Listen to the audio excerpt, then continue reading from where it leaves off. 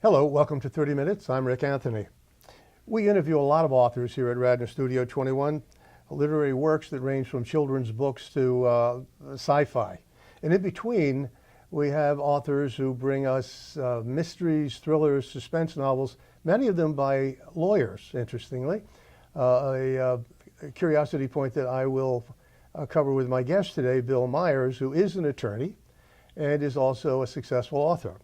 In his first novel, Criminal Defense, Bill constructs an intricate labyrinth of deceits and hidden agendas in which everyone has a secret and the plot is very complicated.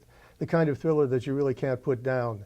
You go through the night whether you want to or not, and he's gotten that kind of feedback from some of his readers. That was his first book, Criminal Defense. The second book is the one we're going to be talking about today, An Engineered Injustice, which is based on a real-life situation, the tragic North Philly train wreck of Amtrak train, and the circumstances around that, and all of the speculation as to what caused the engineer to apparently make a mistake in judgment. The answer is unraveled in an interesting, suspenseful courtroom scene, and Bill Myers is an expert at that, and he brings all of that into the book, and is going to share with us today how it all came about. As I said, Bill, it's interesting that so many of the authors that I've interviewed and others here at Radnor Studio 21 have interviewed are lawyers or have been attorneys, reformed lawyers from time to time. Right. There's one chap, for example, and you may know him, whose name escapes me now, but I'm getting older, who was a full-time professor at Villanova University, I think for 40 years, and has written a series of mystery novels, one of which I believe was picked up and is going to be adapted for a movie. Oh, that's great to hear. Yeah, and we've had him here, I don't know, 3-4 times. So maybe you will hopefully have the same success. So speaking of movies, your career could be the storyline for a movie because you started out over here and you ended up over there. Tell us about where you came from and what brought you to this point. Well, I graduated from law school from the University of Pennsylvania, and I went to work for a big Philadelphia law firm, a blue chip law firm that does a lot of defense work representing large corporations. But my own roots are blue collar. My father was a boiler mechanic, and I did blue collar work all my life, you know, going into law school and such. And there was a turning point for me. I was in a deposition.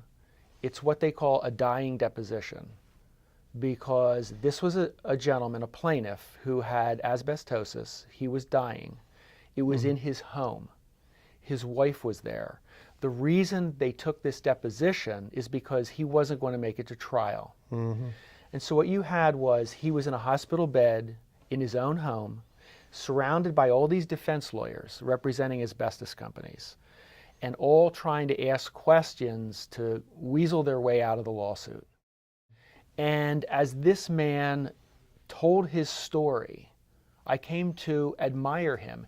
He started out as a young man working at the Naval Yard. That's where he was exposed to asbestos. He then built his own construction company. He built his own house. He learned to fly. He built his own airplane. And as I was listening to him, and as I was looking at his wife, and remember, this is a woman who's going to lose her husband and has in her home all these young attorneys who are trying to get their client out of it. And she had a lot of, she had dignity to be able to do that. And as I watched her and watched him, I thought to myself, I should be representing them. I shouldn't be representing this large corporation. I should be on the side of these people who are just trying to fight for survival. And so for me, I made a decision. I was going to leave the giant law firm and go with a much smaller law firm. And I remember I was interviewed with the law firm I ultimately went to, and my boss at the time said, "Why do you want to leave there to come here?" And I told him, and he said, well, we represent blue-collar workers, we represent injured railroad workers, that's who you're going to be representing. And I signed on. And you're still with that firm? I left that eventually and formed my own firm. Myers Lafferty. The Myers firm. The Myers firm. Yes. Oh, it's not Myers Lafferty? No, it's now the Myers firm. Oh, okay, because you should check it on the internet, because I think it still comes up as Myers Lafferty. Okay, all right, thank you. All right. What did your wife say when you went home and said, you know, all that money I've been making as a corporate attorney, well, it's not going to be there anymore? Well, I was single when I made the switch, so right. she already knew that I was one of the good guys when she married me. All right. Nonetheless, regardless of what your original roots were, you struggled, as most writers do. I'm sure you're gifted, as most successful writers are, but you have to learn your craft. Yeah. And as I've been told so many times, the only way to learn to write is to write and to write and to write. Yes. You went through that, and your harshest critic was your wife, who Yes. said, go back and keep writing. Right. She was my biggest fan and my harshest critic. And it's good that I had her to read the books, because when I was writing just for my own enjoyment, a lot of it was just ironic, almost humorous type of literature.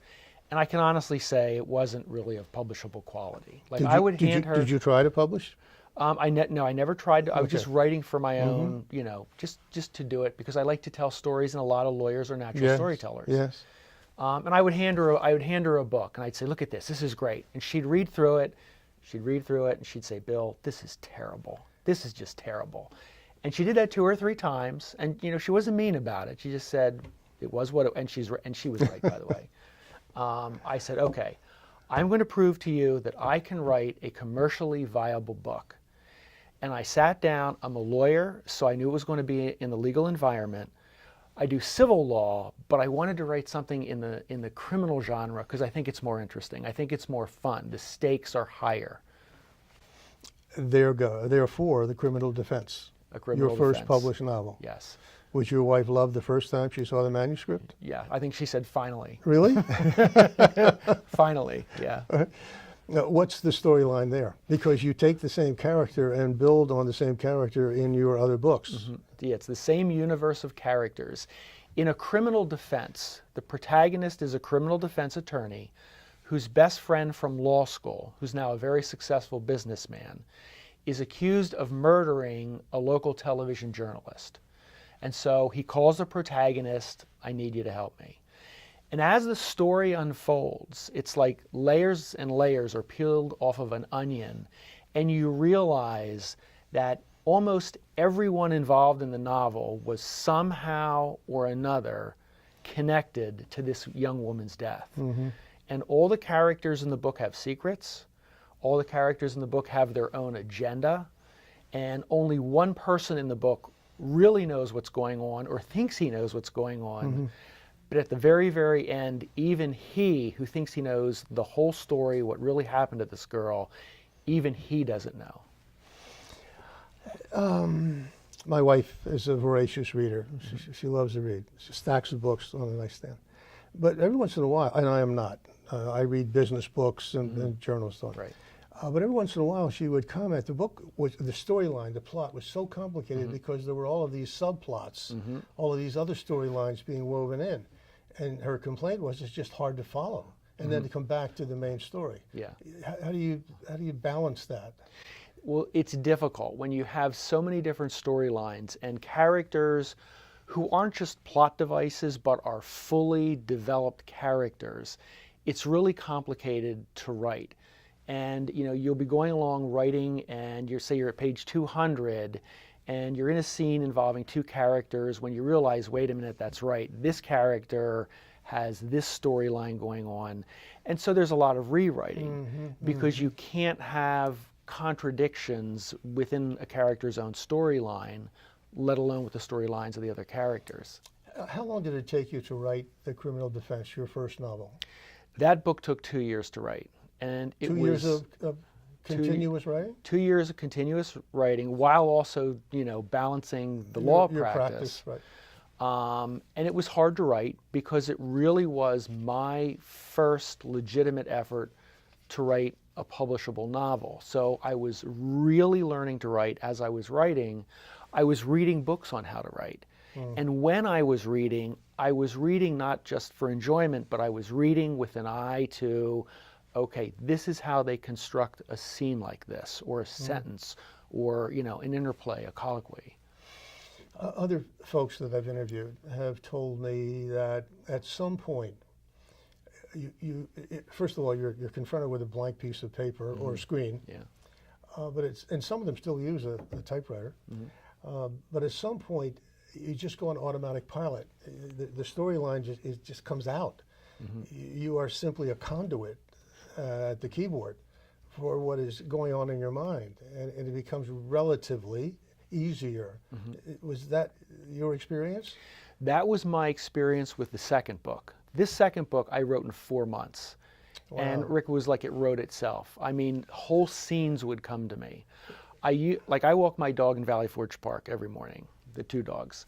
And more often than not, I would stop because some idea, it could be a scene, it could be dialogue, it could be a plot device, comes to me. So I stop and I email myself what it is. Sometimes I dictate, sometimes I type it. But you're right, it's like you feel like the ideas are out here and they just come to you and you put them on the paper. And when that happens, it's an amazing feeling. Yeah, it's only happened to me. I'm a sprinter. I'm not a long distance runner. I could never write 310, I don't think. I wrote a small book, but it's more a business book. But I just don't think I could go the distance. And so I admire people who are able to take a thought and then tease out the primary storyline and then some of the subplots around it.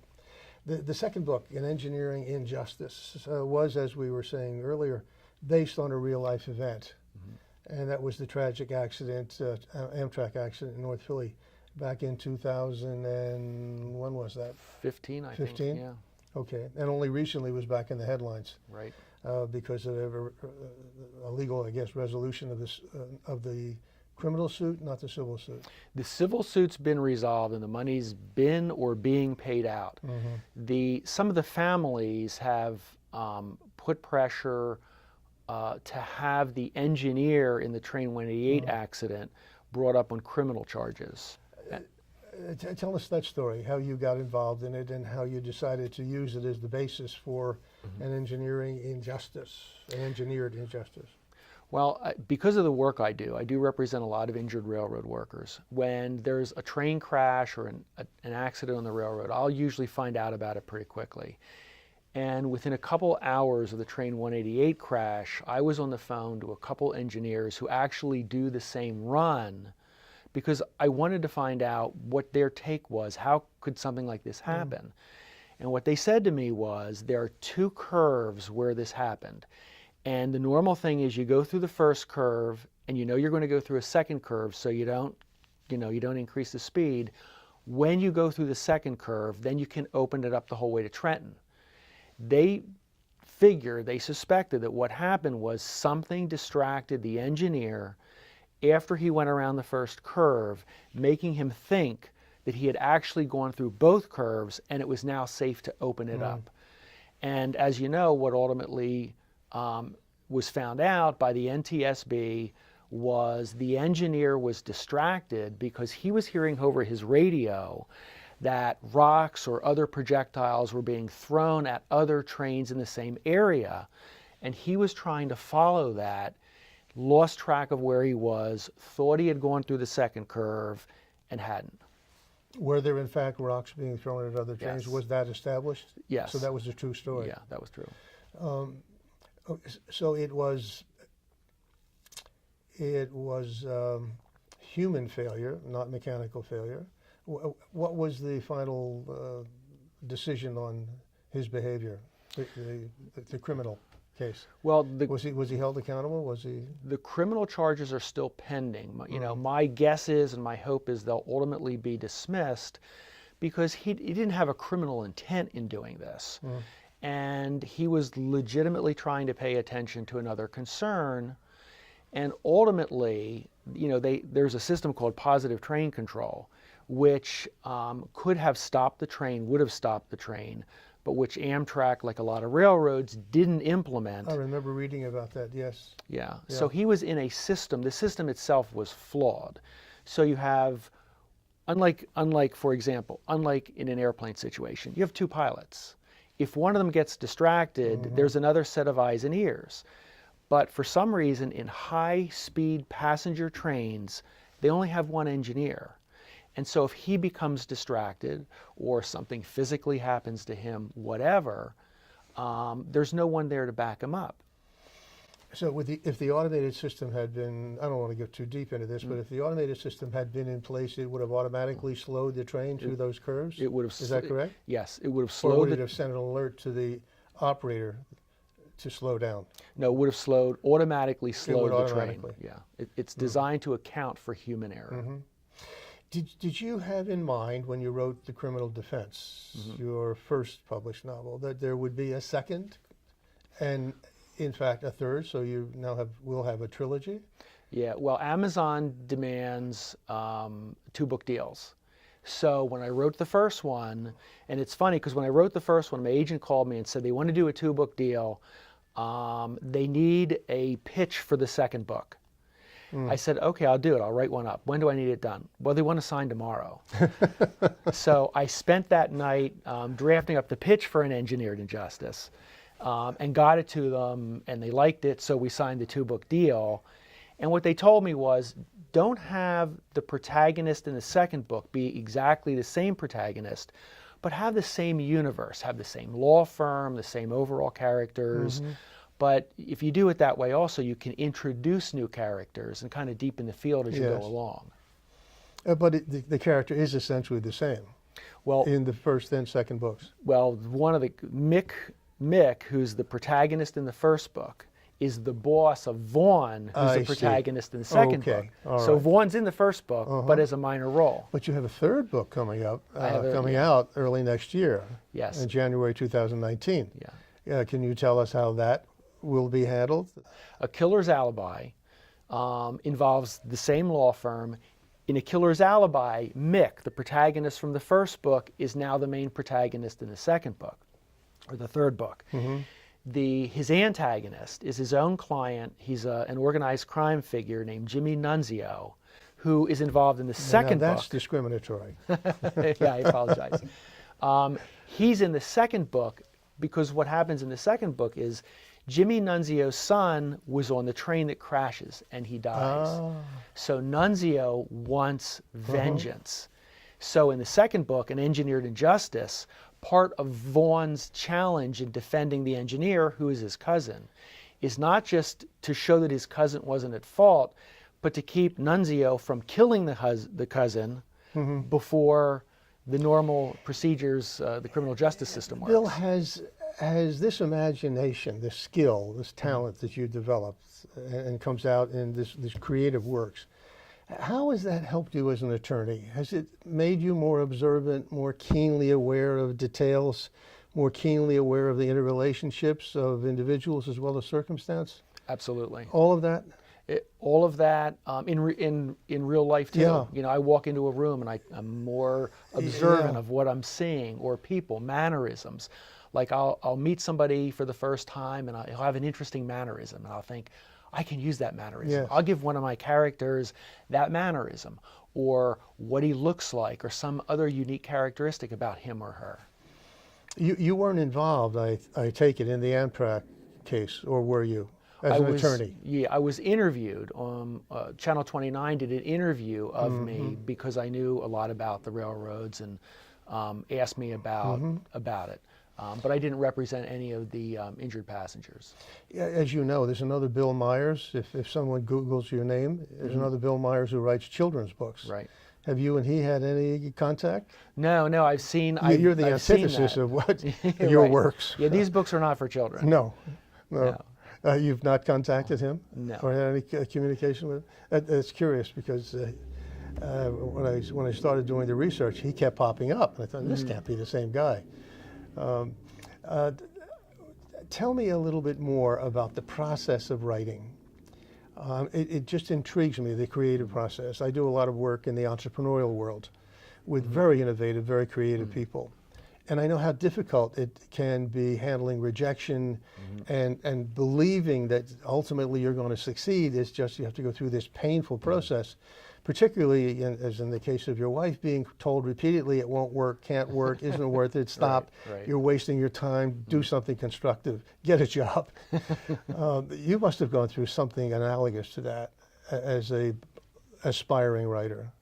Yeah, because when I wrote the first book, it sat on the shelf for 2 years. And I sent letters to publishing houses and never heard back.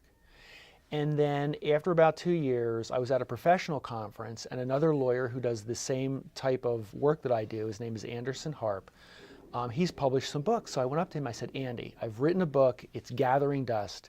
How do I get it published? I said, I've written letters to publishing houses and never heard back. And he said, Bill, you never will hear back. Those letters, they go somewhere, they never respond. It's like sending to a you. resume to an employment Yeah, agency. exactly. I said, what's the secret? He said, well, you got to get an agent. Agents are the gatekeepers. If an agent is representing a book to a publishing house, the publisher knows it's got to be at least of publishable quality. I said, that's great. How do I get an agent? And he looked at me and he said, well, you can't get an agent. Is your next door neighbor an agent? Do they like you? I said, no. I said, Andy, there must be a secret to this. And he said, here's the secret. All the big traditional publishing houses used to have very deep benches of editors, including acquisition editors. If you can get your book to an editor and he believes in the book, he can get it to an agent, and then the agent can get it to the publishing house. He was gracious enough to put me in touch with his own editor. And I got the book in his hands and I said, here's what I want. First, I want you to tell me, is it even worth working on? If it is, I'd like you to edit it. And if you edit it, I'd like you to get it into an agent's hands. And he said, I'll do the first two. I'll look at it, I'll give you an honest appraisal. If it's worth editing, I'll edit it, but I'm not going to get it to an agent. And I talked to my wife about it, and we decided, you know what? Get the book in the best possible shape, so if he'll edit it, let him edit it, and then maybe we'll take it from there. And he got it. He called me back after a month, said, it's worth editing, and I will edit. And I said, but you're not going to get me to an agent. He said, no, I will get you to an agent. It's good enough to get you to an agent. And what he told me was, I always tell people at the outset that I'm not going to promise you to get it to an agent, because I don't want to raise expectations. It wouldn't be fair. Like most other authors, I think, the dream is, the holy grail is, this will become a movie, or one of them will become a movie. Yeah. Have you received any overtures? Well, from people who want to adapt the book? Yeah, the whole series is actually represented by CAA, which used to be called Creative Artists, out in California, and they're the biggest agency that does that kind of work. And so they're pitching it now, either to make it a feature film, or like a limited series like you see on HBO or Netflix. But again, as the author, the creator, this is your baby. The probability is they'll take it, adapt it, and you may not even recognize it by the time they're finished with it. As long as there's a check, you don't care? Well, no, you do care. You do care, because it is my baby. I want, whatever story they ultimately come out with, I want it to be true to the story. I don't want to see characters in my books that are completely different people than the characters I see in the movie.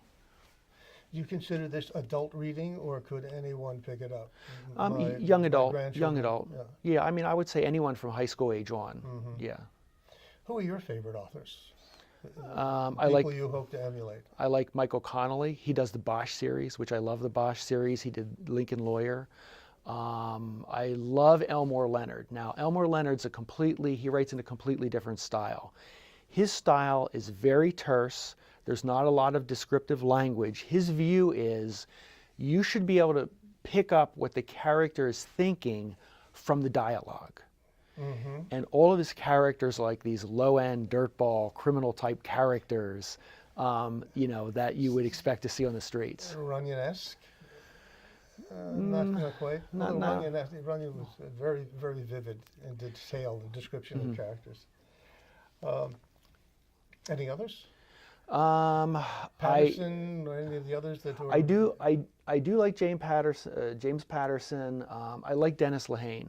Dennis Lehane wrote Mystic River, Gone Baby Gone, a series of detective books. Yeah, who's the other one? I can't think of his name. But then there's Mary Higgins and her series, which is kind of soft. Yeah. I like Scott Turow. If you remember Yeah. the book Presumed Innocent, it was made into a movie. His books, they're like Grisham, but they're a Yes, step Grisham, up. that's the They're name a I step couldn't up remember. from Grisham. Yep. And the thing with Grisham is some of his books are great. I mean, just fantastic. And so I like a lot of his books. Is this on audio? It's Yeah, on audio, paperback, ebook. So it can be purchased where? You can get this through Amazon. If you go onto Amazon, type in my name, William L. Myers Jr., or the name of the book, An Engineered Injustice, or A Criminal Defense. You can get it in any of those formats. A question I always ask of entrepreneurs, especially early entrepreneurs, as well as recent authors, yes, is what advice do you have for those who aspire to have the same success you're having? Stick with it. Keep doing it. If you're a writer, you're going to write. Whether the stuff gets sold, picked up, or not, you're going to do it because it's inside you. For me, for example, I've always written. I mean, I've written since I was a kid, and I love to do it. And even if none of the books had been picked up, I'd still be writing. Some people join writers groups, and that helps. Yes. Some people read books on how to write, and that helps too. I would say if you ultimately write whatever it is you're going to write, and make it the best piece of writing you can make it. Then get it into the hands of a professional editor. Yeah. And not, I mean, a real professional editor. Because there are people out there that just, sure, I'll edit your book, pay me money. And if it's worth editing, they'll edit it. And if it's of publishable quality, they'll be able to get it into the hands of an agent. But you live in two worlds. I got to imagine that writing a brief is so dull, so boring. Little or no opportunity for creativity because it is prescribed, as compared to this, where you can let your imagination run wild. Yeah. How do you throttle back when you're Well, writing the legal stuff? And the answer is I do have to throttle back. I mean, I can tell you I've started writing briefs, and there's a lot of technical work involved with case citations, and there's a normal way that they're set up. And there have been times when I'm writing a brief, telling my client's story, where it's more of a story. There's more embellishment, more detail than needs to be there, and I do have to tone it back. On the other hand, I do have to say this. When you're representing a client, and for example, if you're in court, okay, you can't, if you want the jury to follow you and understand you and really be a part of it, you have to put the facts into a story. You can't just say on June 22nd this happened, on June 14th this happened. You've got to make them understand where the human beings fit in all this, because you got to make them understand there's a right and there's a wrong. Somebody did something right and somebody did something wrong. And you really have to make them empathize with your client to understand that your client is the person who was wronged. And that's all storytelling. It is somewhat analogous to, again, the counsel I give to aspiring entrepreneurs when they stand up to pitch an idea. People are interested in your story. The facts they can read in the executive summary. Right. But you've got to be able to exude passion and commitment, and that has to come out in the story of why you're doing this thing and why you're putting yourself and your family, in many cases, at risk. It's been a delight to visit with you. Again, the current book is The Engineered Injustice, followed by A Killer's Alibi. Killers Alibi in January or so of next year, 2019. Again, repeat, how can people get a copy of your book? Go onto Amazon, type in the name of the book, An Engineered Injustice, or the earlier book, A Criminal Defense, or type in my full name, William L. Myers Jr. Again, I expect that you're not going to be able to retire on this. Not yet. Not yet. Okay. Well, best of luck. Thank you. It's been a pleasure. I appreciate it. Thank you so much for being here. It's been My a lot guest of fun. today has been Bill Myers. who is a very successful litigator, but also a successful author, creator, imagination and making. Delighted to have you here Thank again you. today. Until next time, this is 30 Minutes. I am Rick Anthony. Take very good care of yourselves.